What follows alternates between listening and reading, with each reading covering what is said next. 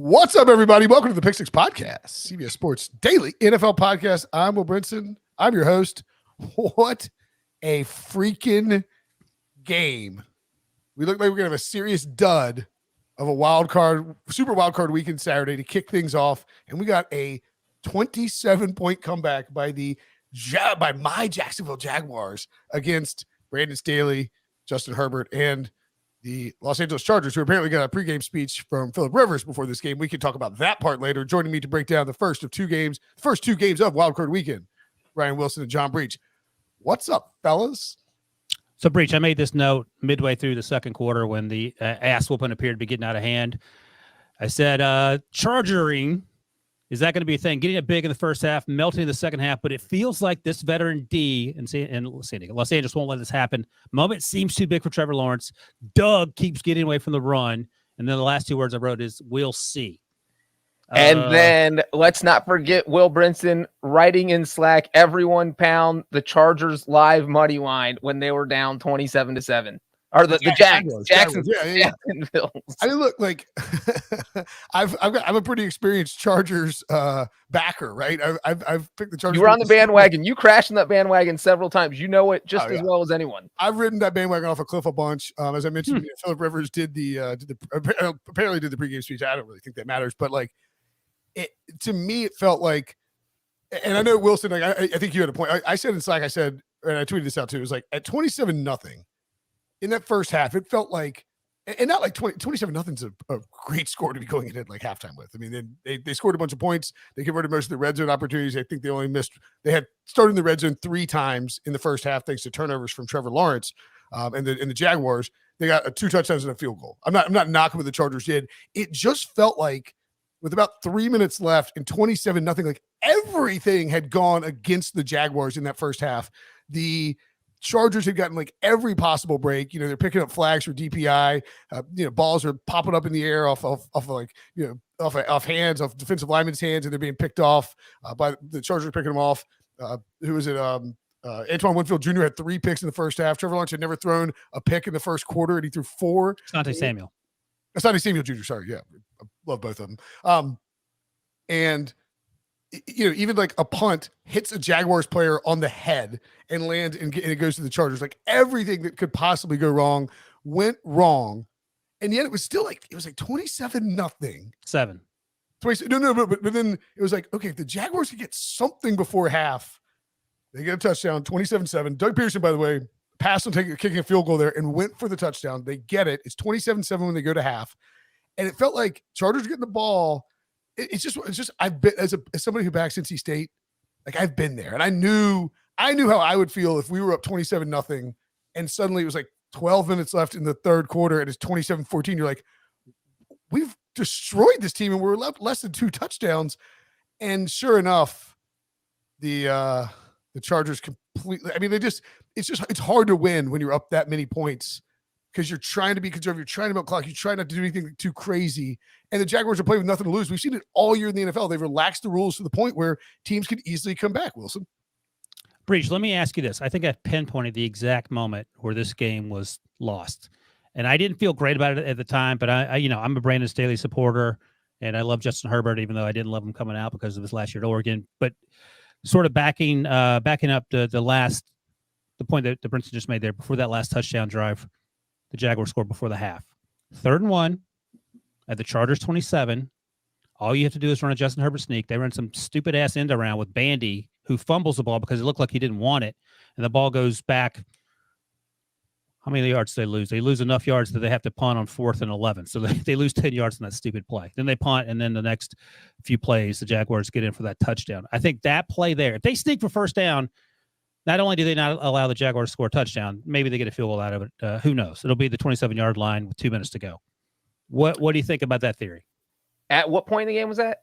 This was second quarter with 2 minutes to go. 3rd and 1, 2:26 to go. 3rd and 1. Justin Herbert's under. Oh, no. I remember the play. I was just asking the point in the game. Yeah, that was that's one of those where you're just getting too cute. There's literally no reason to do that, especially when you have someone like Justin Herbert. And then because they punt there, that set up Jacksonville's touchdown. You know, that one breath of hope they got in the first half that Brinson was talking about, that let's end the half on a high note. Hey, look, Trevor Lawrence threw 4 interceptions. We had them off to punt, but if we score this touchdown, we're only down 27-7, even though literally everything went against us in the first half. But there were so many dumb things the Chargers did. I mean, when you look the first drive of the second half, I could not believe they punted from Jacksonville's 38-yard line. I don't care if it's 4th and 10, 4th and 40 from the 38-yard line, even though it's not even mathematically possible. How are you punting from your opponent's 38-yard line this day and age in football? You either try a 55-yard field goal or you go for it. Like, why are you punting? I have no idea why you're punting from your opponent's 38.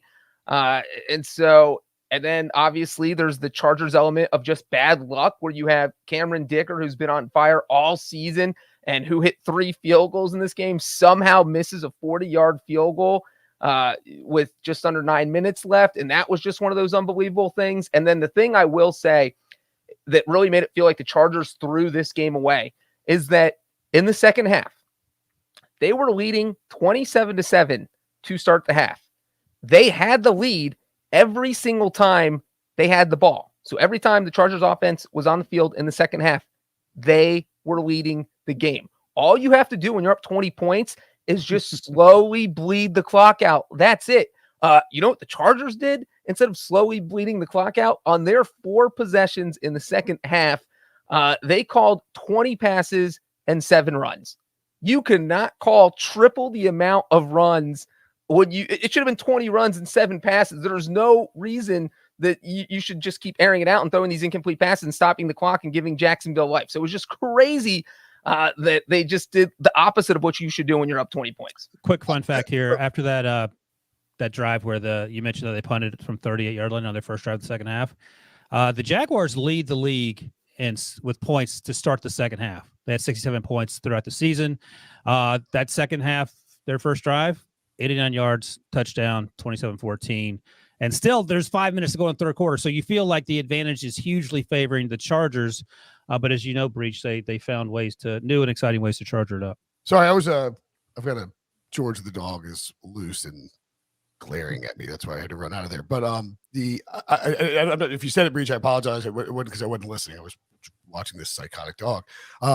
The 4th and 3 where they kicked, they were up 10 and Staley's made this. It's weird. Like I feel bad for the guy because he made this, he wanted to be aggressive with the 4th downs and he really was. And then it feels like somebody came, like ownership or management or somebody came to him and was like, look, dude, it's just too much. And he sort of got in his own head about it.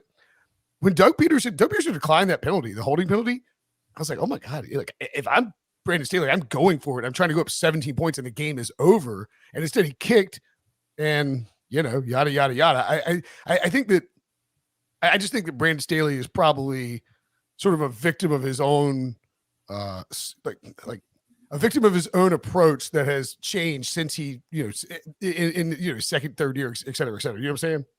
Or second year, I guess. That's only 2 years of Brandon Staley. Well, and we talked about that earlier in the season, just how he got so criticized during the offseason. And it wasn't even that his strategies didn't work last year. It's that in the most high-profile game, the game against the Raiders on Sunday night, the final game of the season, they all blew up in his face.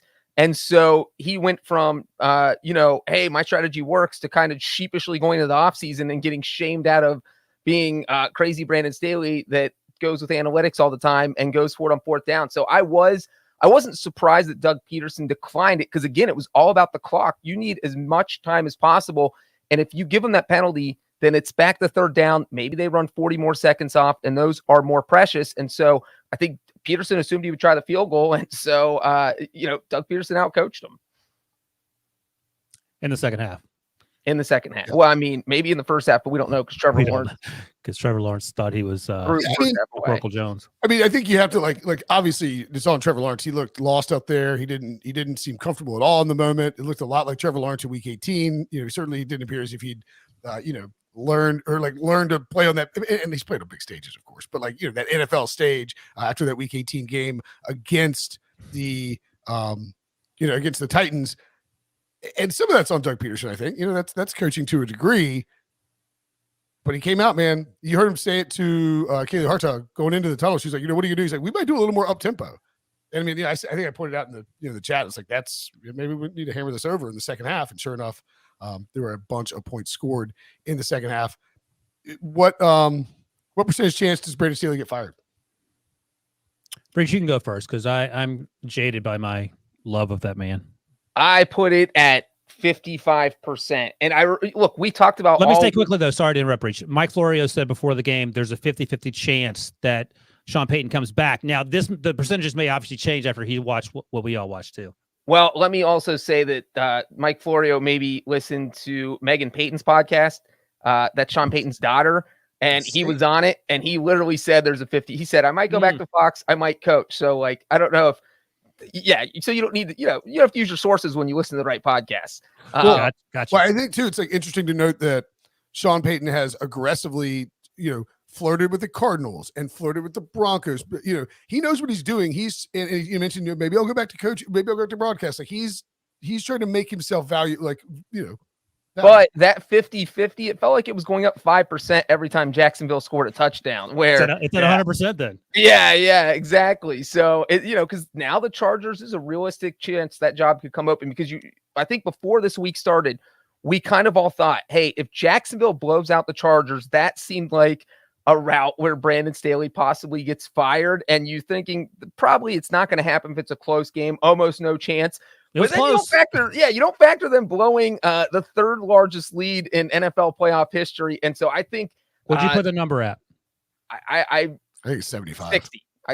It's all right. Let me ask you two things that may move your number. Number one. By the way, I want to point out Pete Prisco just texted and said that Brandon Staley's press conference is a guy who knows what's coming. Apparently, obviously we're not. So Albert Breer reported last week that Sean Payton may want to bring his own guys. That includes Jeff Ireland and Ryan Pace. Sure. And also you have to pay a first-round pick was the report from maybe Nick Underhill. Our Chargers' first-round pick would be, I think, perfectly reasonable. Well, I mean, you have a lot of holes you need to fix, or have some holes you need to fix. I mean, but you're looking at the 20th overall pick. You're talking about like a mid, like that's not. It's not. We're not having a discussion about a top 10 pick. But my point is that does that affect your percentage at all? Or you're sticking with 60 and 75? I'll say 75. Let me ask you this. I'm gonna run through some coaches real quick, and you stop me when we get to somebody. Okay, Bill Belichick or Sean Payton, starting like next year. No, I mean it's a short list. I mean, you can save your breath, but I mean, I get all that, but you're giving up a lot, and I mean, I get it. Like, it's hard to defend. Some of the Cardinals giving up like number 5 or something, or number 9, number 3. I mean, maybe they give up a 2024 pick. I'm not sure what the math is on that, but I don't know. Maybe Sean Payton's worth it, but I mean, Breech went through his year-to-year stats. I think on a recent podcast, it wasn't like he won 12 games every year. He had like 2 or 3 7 and 9 back to back. 3 straight years of 7 and 9. Yeah. Before the 2017 draft, when they got all those guys, Kamara, Ramczyk, Marcus Williams, Marshawn Lattimore, and that changed everything. And Jeff Ireland was a big heat. Jeff Ireland came in before that draft, I believe, big part of that draft. So the two things for me with Sean Payton and the Los Angeles Chargers are: one, will he come off the reported price of $20 million per year that he wants? Because I don't think the Chargers will fire Brandon Staley and pay him and also pay Sean Payton $20 million a year. That's just too much. You're also firing Tom Telesco, who's got a lengthy contract, potentially. And then I think Telesco is the other factor, is if Sean Payton comes, will he be willing to work with Tom Telesco, who is very much liked by the Spanish family, or will they decide to just part ways and say, Sean, do what you want? Now, I mean, I tend to think that as aggressive as it is, like if I'm the Chargers and I get a chance to pair Sean Payton with Justin Herbert, I'm doing what I need to do to make it happen. Because Justin Herbert has been incredible 3 years into his career in the NFL, but he has not been fully unlocked by a guy, an offensive mind like a Sean Payton, who could really do some special stuff. If he gets a hold of, I mean, like Sean Payton and Herbert would smash, man. Yeah, it does feel like that would be a good fit. And it does feel like feels like when Payton says there's a 50-50 chance, it's just because he was biding his time till one of the jobs he quote unquote wants comes open, and that absolutely could happen. So that is. Well, let's also add to the Brandon Staley thing. Like the Mike Williams Week 18 stuff is not going to help his case either. I mean, just didn't need to play his starters. Mike Williams get hurt, can't play tonight. If Mike Williams plays tonight, the Chargers probably win the game. Yeah, I mean, you have Justin Herbert losing one of his favorite receivers. They were up 27-0. I don't think they needed Mike Williams to not lose that. Well, but I'm just saying, like, it's like the back-to-back weeks you lose your number 2 wide receiver who just got a huge contract in the offseason straight into blowing a 27-point lead in a road wild card game where you were gifted. No, it's not great. It's not a great run. Right. And how many times have you seen a team put up 30 points and not even barely put up 300 total yards? You know, I just saw it in this game right here. Right. And so they're up 27-0, not because their offense was going up and down the field. It's because Trevor Lawrence threw 4 interceptions. So there's something to be said for that their offense looked bad for almost this entire game. They got a muffed punt that put them inside the 10 and they couldn't even score a touchdown. But isn't that more of a reflection of the offensive coordinator that people have been whinging about? Well, I think it's partial reflection that you didn't have Mike Williams because your coach played him in a meaningless game. And so I think but over the course of the season, the conversation was that the play calling was dog doo-doo, right? Well, right. But you have more options if you're the offensive coordinator, if Mike Williams is out there, and the offensive coordinator, it's not your fault that Mike Williams is not playing. Well, it also too, like, let's not forget, and look, they didn't have the totality of their weapons for much of the season, but when you know, if you're saying, and I don't disagree with you, Wilson, like Joe Lombardi didn't do a great job calling plays, especially when they didn't have Mike Williams because they just check it down most of the time. But the argument you're making is like coaching is the problem for Justin Herbert, which is to me an immediate. If you can get Sean Payton, then you go for it.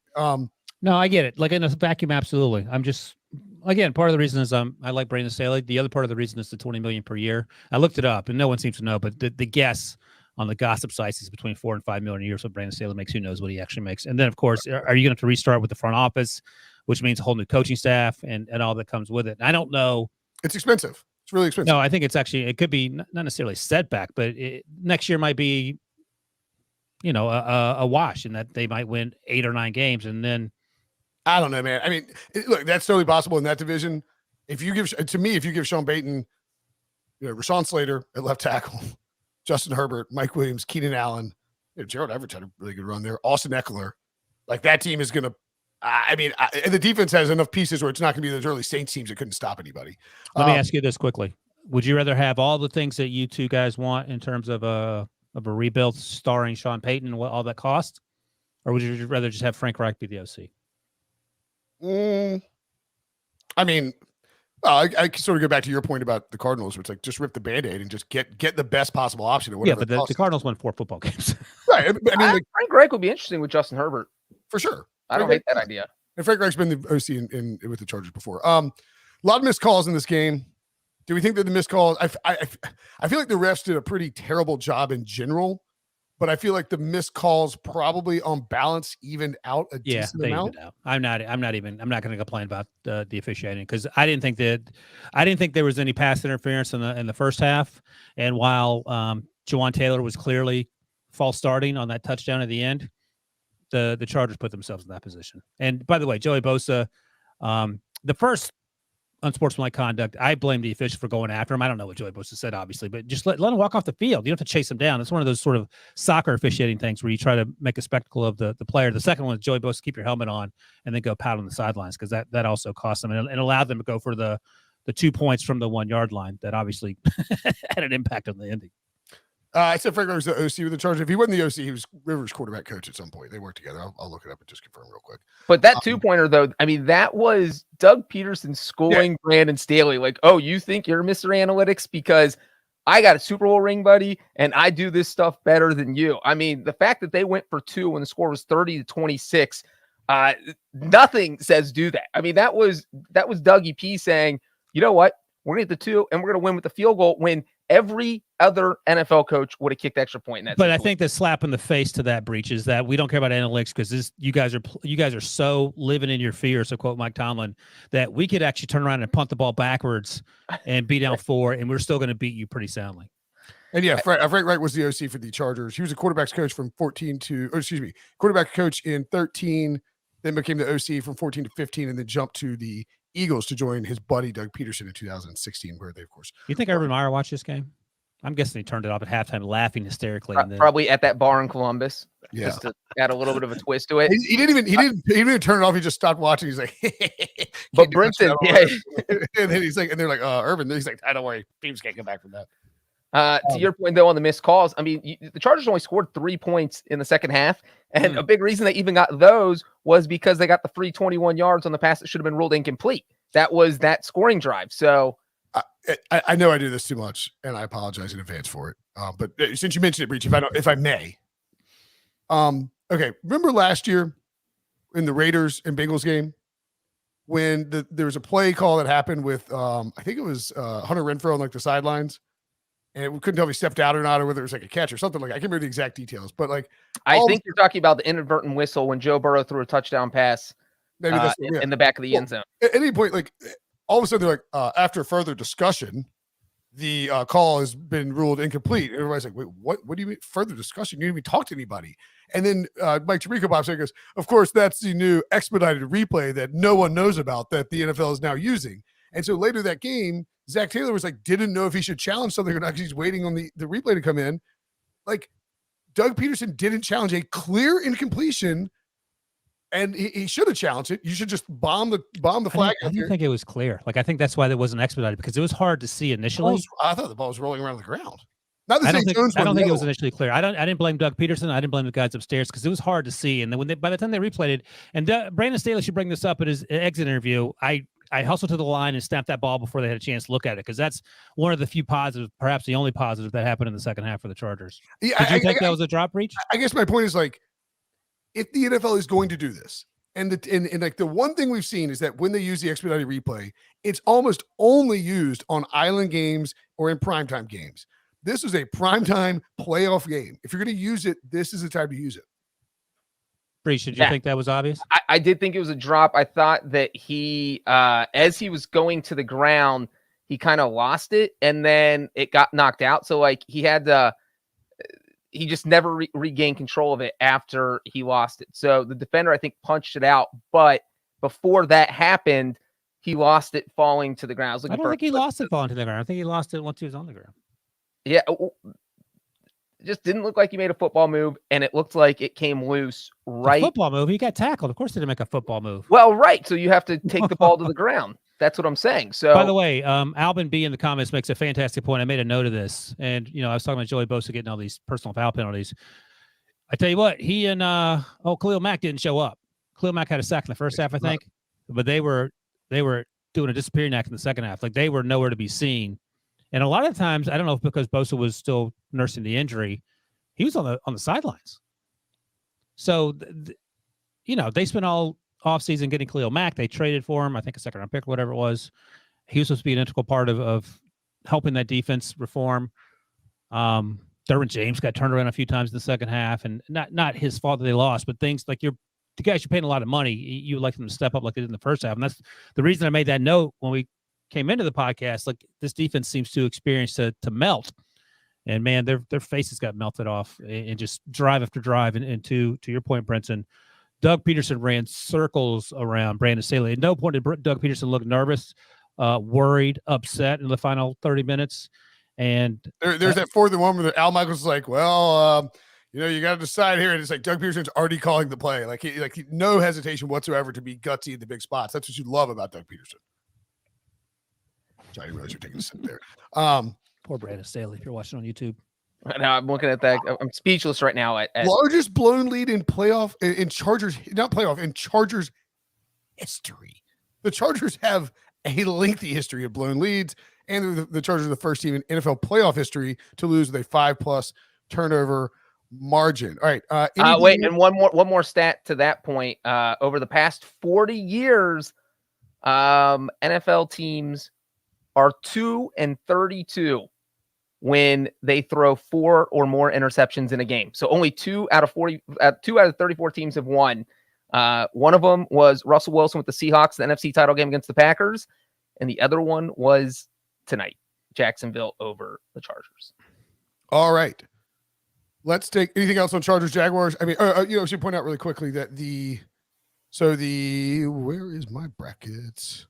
The Jaguars as the 4 seed. So the 5 seeds eliminated. So if either the Ravens beat the Bengals if this is always difficult. I'm trying to do the reseed matchups. if the Dolphins were to beat the Bills, the Dolphins would go play the Chiefs no matter what. Here, since I wrote the playoff schedule, I just that'd be succinctly say it. great. Okay, if the Dolphins or Ravens win, they will play. Waiting for you to do that, actually. If the Dolphins or Ravens win, they'll play the Chiefs. If both those teams lose, then Jacksonville will play the Chiefs. Thank you, Breech. You're So if the chalk holds, Jacksonville's headed to Kansas City. What do we think that line will? And I mean, look, I know we don't want to rush. We don't want to jump to conclusions because by the time some people listen to this podcast, the games maybe have already happened. But both Cincinnati and Buffalo are pretty big favorites. Would be pretty massive upsets if they lost. What do we think the line will be? Jacksonville at Kansas City. Wins over Wilson's is -7.5. That's a pretty good number. Chiefs haven't covered in a while, man. I could see it being even bigger. All right. Well, If it's 10.5, I love the Jaguars. Anything over No, I don't think it's a double digits. I'm thinking more like 8, 8.5, maybe even 9. But Andy Reid off a bye. Andy Reid off the bye. Andy Reid off the bye. Let's go take a quick break. Yeah, but real quick, the Jacksonville and Kansas City did play each other this year, and the Chiefs won 27-17. So yeah. Kansas City's hadn't covered a lot, and there is. I mean, you don't want to read too much into the narrative of it, but I mean, there is something like this is sort of a slingshot style win where if that second half from Trevor Lawrence carries over moving forward, the Jaguars are pretty dangerous. Now, if they were in the NFC, maybe we give them a chance. AFC, not likely with the Bills and Chiefs out there. All right, we're gonna take a break. When we come back, the beatdown that was the 49ers. Don't wait, Breech. We're not leaving. That was the 49ers Seahawks game. Next. The Seahawks took I forgot they scored late. They took a 17-16 lead into halftime. Everybody's talking, wow, it'd be a huge upset if the Seahawks took down the 49ers. Niners were the favorite to get to the Super Bowl before the playoffs began. And then the domination began. Sort of, not similar to the Jaguars game, but surprising first half. And then just an onslaught in the second half. The Niners scored, I believe, 25 straight points. Seahawks got a garbage time touchdown from Geno Smith to DK Metcalf late with about 152 to go to cut it to 41-23. Honestly, they didn't really, I mean, keep playing. I get it. It's playoffs, but you don't want to get hurt in that spot. The game was over. Just such an impressive second half from the 49ers. Brock Purdy settled down. He had a fantastic game overall. When you look at it, he's really shaky early on, not to be expected.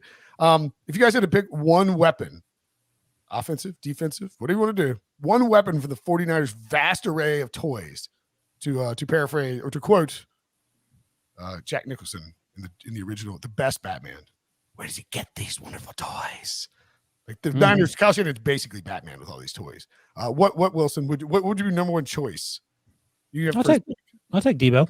Debo had 3 rushes for 33 yards and then did all the damage through the air, 133 through the air. But I mean, I don't think you get wrong with any of them. Breech, you want the kicker? You want old man? What's his name? Mr. Robbie Gould, who holds the NFL record for most field goals in the postseason without a miss. The guy is at 24 field goals in his playoff career without ever missing. Nobody's ever even hit 17, and he's at 24. It is insane, but no, I'll take Christian McCaffrey. I was gonna be mad that you took McCaffrey, but I don't even care. I'll take George Kittle. Like those 3 guys are 3 of the NFL is all NFL players are really freak athletes. I mean, you just have to be to get to this level. But dude, those guys are unicorns. Like you don't see a tight end like George Kittle. You don't see a running back like Christian McCaffrey. And you don't see a wide receiver like Deebo Samuel. I mean, it's so perfect for Kyle Shanahan's offense. And they're all on the same roster. It's crazy. It's why even with Brock Purdy, they were the favorite to get out of the NFC. The second half of this game, do you okay, I guess I'll ask you this. Does the first half worry you at all, Wilson? Or do you think that it was more like settling in for a rookie quarterback and now all of a sudden you have this, this is the second half is the Niners team that is going to be really, really dangerous for the rest of the league? It does the opposite of worry me. It makes me feel better because Brock Purdy got all the nerves out, settled down, and then let his co-workers on the offensive line help him out, and then he sort of picked up the slack and then relied on the defense. So I think this is a good sign of things to come. I think the issue is that it turns out Kyle Shanahan and John Lynch like to overpay in the offseason for either trading up or or the way they use the draft, or even sometimes signing players. But in season, as long as Kyle Shanahan's dialing up plays and they have the guys that you mentioned, even without the quarterback, they're good to go. Breech, we'll have a million days and hours to talk about this, but what are you doing with old Trey Lance once we get to March? You call up every team in the league and say, "What will you give me for Trey Lance?" Are you moving forward with? Let's assume Brock Purdy, whatever happens to the 49ers, plays replacement level or better on here and now. He doesn't throw 4 interceptions in the game. Well, let's say he doesn't win a Super Bowl. I think that's key too. Like, because you can't replace the guy who wins a Super Bowl. If Brock Purdy gets you to the NFC title game or the Super Bowl, he's your quarterback. That's it. I think that you cannot send this guy to the bench. Your fan base will be up in arms. If they lose the divisional round, then I think. But what if he plays well? Well, I mean, does he throw for 400 yards and they lose a shootout? I mean, no, he plays like he did today. 18 to 30 for 332 and 3 touchdowns. Yeah, I mean, then you're having conversations about what can we do anything with Trey Lance? Will anybody actually give us anything for him? And I think you have a competition where it's like, and look, I'm fine if you say Brock's a starter. He's earned it right. I wouldn't have a problem with that. Here's my bold prediction going to the offseason. Okay. Trey Lance, Carolina Panthers starting quarterback in 2023. That checks out. A couple of things here. I saw some stuff in the comments. Felix asked, Shanahan coach of the year. If I were, just based on my straw poll of voters, I think that Shanahan would probably, if you can find it out there in the market, and I don't know if the coaching markets are out there, that would be a really good bet. I don't know that I know I don't want to. He's on some list for sure, and I think he'll probably end up winning. Nathan points out Doug Pease should get coach of the year just for winning this game. Not a crazy suggestion, but the votes are all in before the playoffs begin. And so, a couple of people mentioned Brandon Ayuk. That was not a knock on Brandon Ayuk to not mention him with those 3 weapons. There's only 3 of us. Yeah. There's only 3 of us. He's a legitimate number 1 wide receiver in another offense. He dropped the touchdown in the back of the end zone too, by the way. Yeah, but he's also not like he's not a freak. Like, he's not a unicorn. I mean, he's in Justin Jefferson's draft class. I mean, he's not even the best wide receiver in his draft class. Whereas like CMC, Debo, and George Kittle are just very, very different animals and really make that offense purr. Do you think can the 49ers win a Super Bowl with Brock Purdy? At this point, I say yes. I said that before the playoffs, and you guys made fun of me, Breech. No, I was the only one that voted against it. Brinson was on your bandwagon. I said the same thing, that there is a reason a rookie quarterback has never made it to the Super Bowl. And I know he has better weapons, a better coach for his weapons, he's in a better situation than pretty much any rookie quarterback ever. It's just that when poop hits the fan, then we'll see what happens. The Seahawks team is not that good. They played out of their minds for 3 quarters. And Brock Purdy did exactly what I thought he would do in the first half, which was, you're a rookie. You're probably going to come out and struggle, because that's what rookies do. That's what a lot of quarterbacks do when they play in their first playoff game. Obviously, we saw it from Trevor Lawrence. We saw it from Justin Herbert.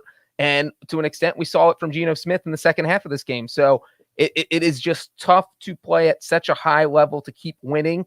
And so, I mean, I said before the playoffs started that I thought the NFC title game was their ceiling with Brock Purdy. And I am going to stick by that. And you guys can laugh at me when they make it to the Super Bowl. No, I mean, as Brinson noted, the Seahawks are winning at halftime, in part because Brock Purdy played like he was a rookie 7th rounder. So, yeah, it could certainly happen. You don't want them playing from behind. Chat points out that, like, some of his touchdowns, a lot of his touchdowns, behind the line of scrimmage or yak or short yardage. That's not incorrect. It's just like, it's just the Kyle Shanahan system. I mean, even the early throws where he missed a couple of them, like, dudes were running wide open. That's just how the 49ers offense works under Kyle Shanahan. He has great weapons, and his system and his play design gets them open. And it's really more about, it's not like everybody's a system quarterback, but you have to be you have to have a certain type of mindset and a certain ability to make quick decisions and make good decisions quickly to operate the Kyle Shanahan offense. And real quick, and don't forget that Kyle Shanahan has done a very good job, especially this year, of just outsmarting the other coaches and being better in his division. So you look at the 49ers record with this win, they're 14-4 now. They're 7-0 against NFC West teams, and they're 7-4 against everyone else. So, a lot of this is beating up on NFC West. They're a very good team. And, it's just Brock Purdy there. I'm not sure the Super Bowl team. Our guy, Stephen O. Sportsline, just sent out the email of the updated NFL futures. Who do you think has the best Super Bowl odds in the NFC right now? I mean, I would guess the 49ers. Definitely the 49ers.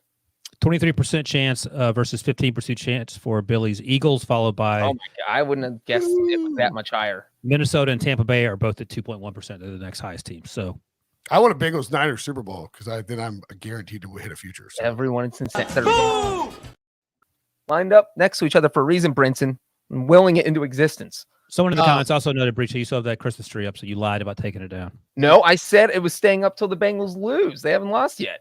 Oh, it's going to be a sad day when you're pulling that thing down. By the way, Breech, I'm from the future. Yeah. I got some news for you. You might want to take that tree down. If you lose to Snoop Huntley, man, that's a tough scene. If they win the Super Bowl, do I just keep up the tree all year? Let's see if we get out of here in under 40 minutes because just for Get out under 36 because we have to do another. We got to really quickly requiem for the 2022 Seahawks.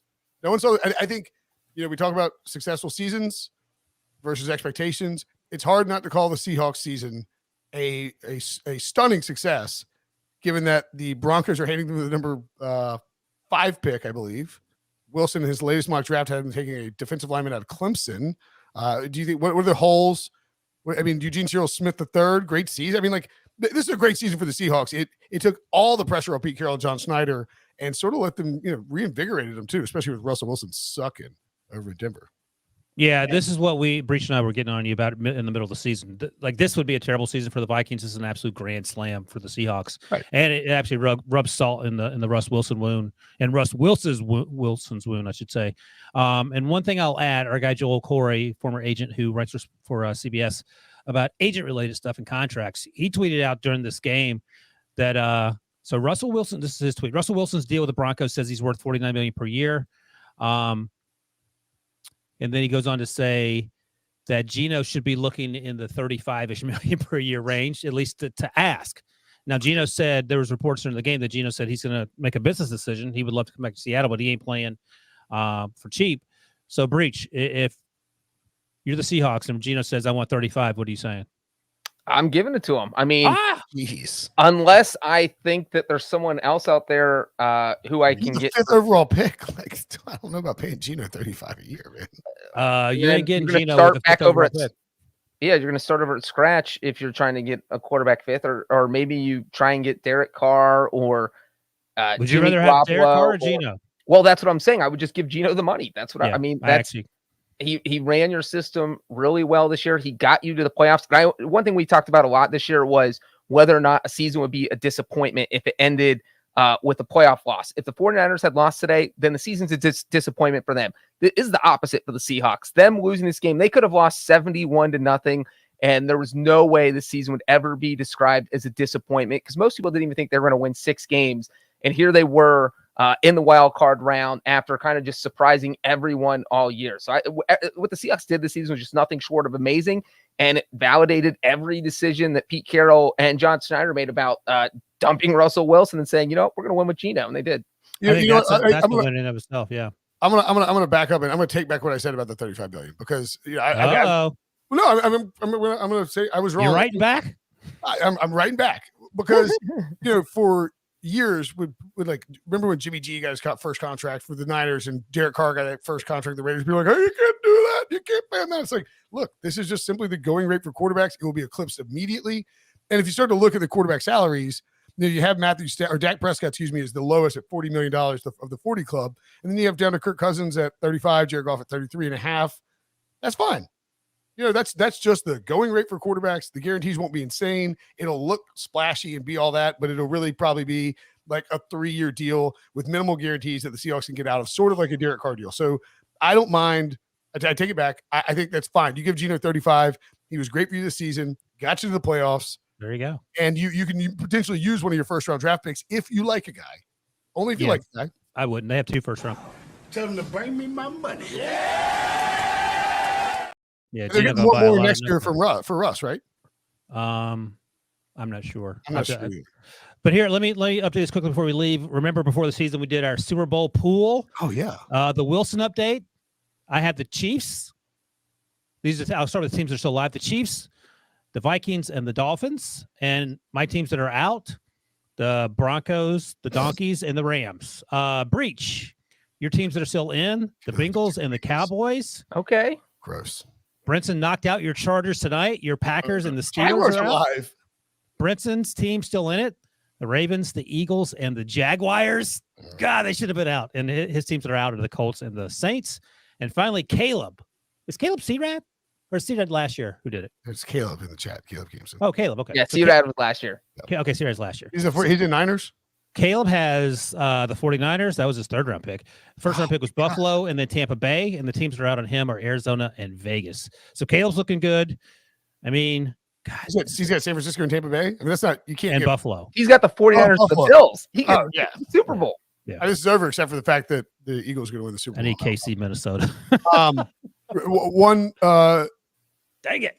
what else? There's I one feel more. like we all have one viable. Breech. Caleb has two. You did the schedule. What are the possible matchups for the 49ers in the division? The 49ers, if the Vikings beat the Giants on Sunday, it's the first game, right?